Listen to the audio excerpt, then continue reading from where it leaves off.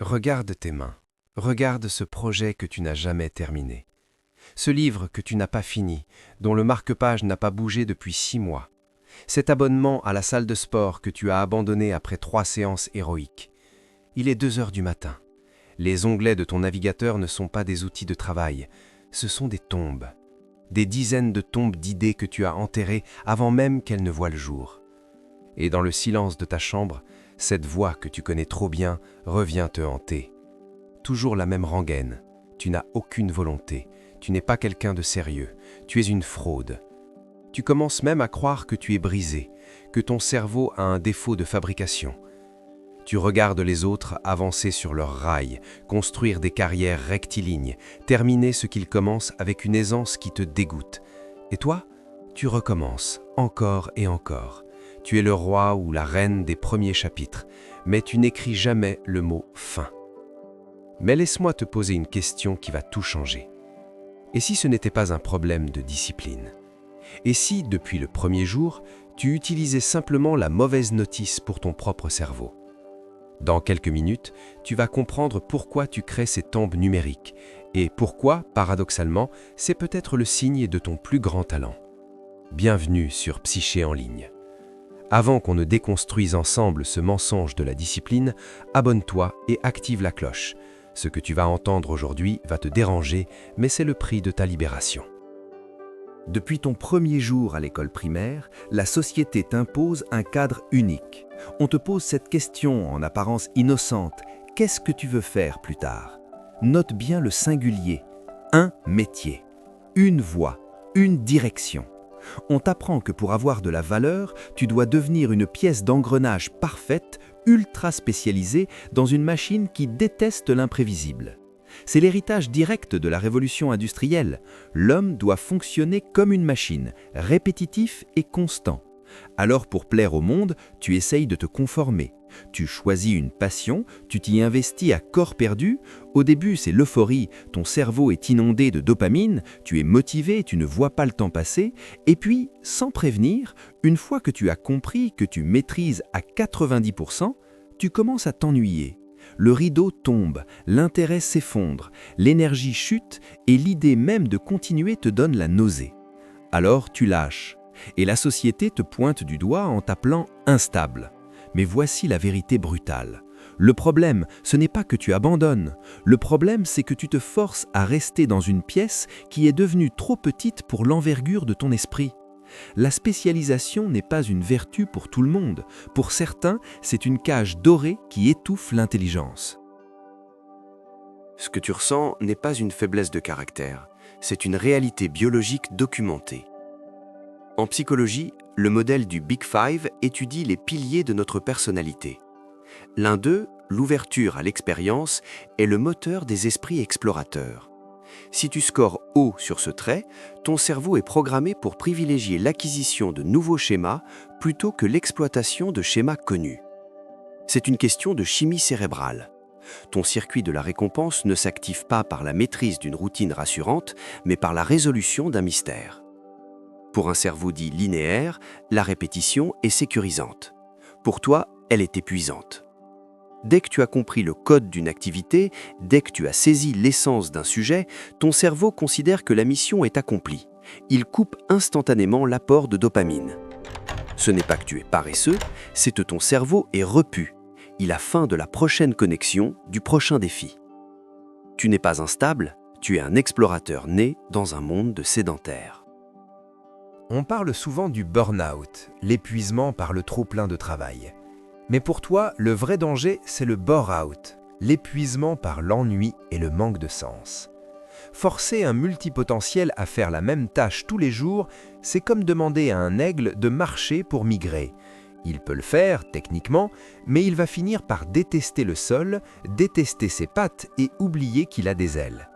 Cette friction constante entre ta nature profonde et ce que le monde attend de toi crée une fatigue chronique. Tu t'épuises non pas à cause de ce que tu fais, mais à cause de tout ce que tu t'empêches d'être pour paraître normal. Tu passes une énergie monumentale à essayer de rentrer dans une case, alors que ton cerveau est conçu pour construire des ponts entre les cases. Cette fatigue que tu ressens le soir, ce n'est pas de la saine fatigue de travail, c'est la fatigue de la simulation. Tu joues un rôle qui ne te va pas. Regarde Léonard de Vinci, l'icône absolue du génie. On nous vend l'image de l'artiste accompli, mais la réalité historique est bien plus chaotique. De Vinci était le cauchemar de ses mécènes. Il acceptait des commandes prestigieuses, comme celle du duc de Milan, puis il disparaissait pendant des mois. Pourquoi ?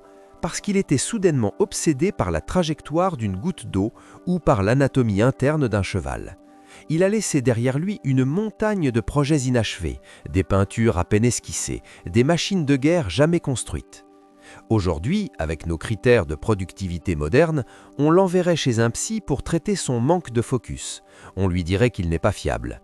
Pourtant, c'est précisément parce qu'il refusait de se spécialiser qu'il a pu inventer le sfumato, cette technique de peinture révolutionnaire issue de ses recherches en optique et en physique.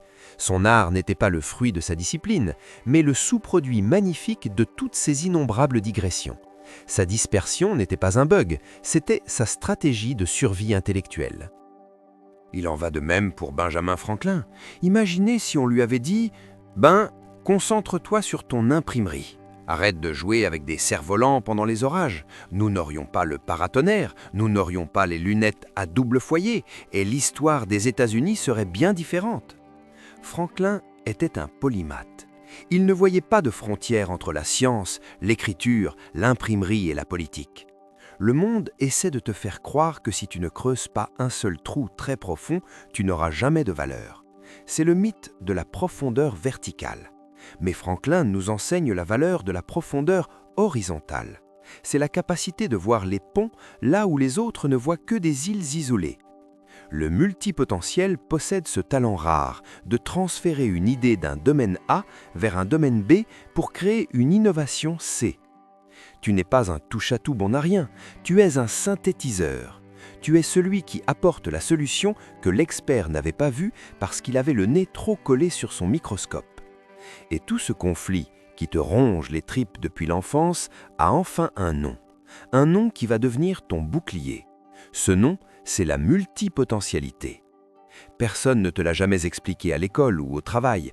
On t'a laissé croire que tu étais brisé, instable ou immature.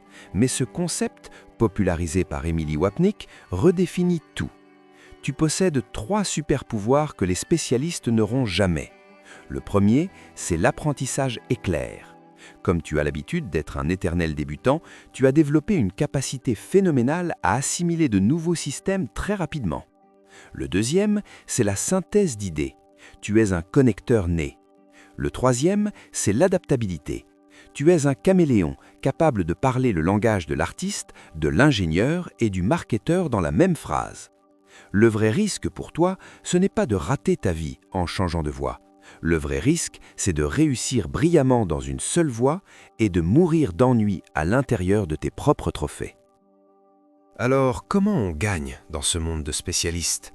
Comment transformer ce chaos en une force de frappe ?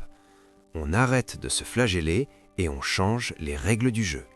Voici tes 3 nouvelles lois fondamentales. Loi numéro 1. La fin de l'apprentissage n'est pas un échec, c'est une libération. Quand tu sens que l'étincelle s'éteint pour un projet, pose-toi cette question. Est-ce que j'ai appris ce que mon cerveau était venu chercher ? Si la réponse est oui, alors le projet est terminé. Peu importe qu'il ne soit pas fini selon les standards du monde, tu as extrait la valeur, tu peux passer au suivant sans une once de culpabilité.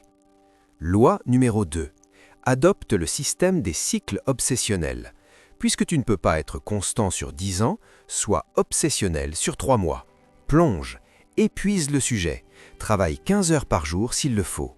Et quand la flamme baisse, ne force pas, change de sujet. Tu reviendras peut-être au premier plus tard avec une perspective nouvelle.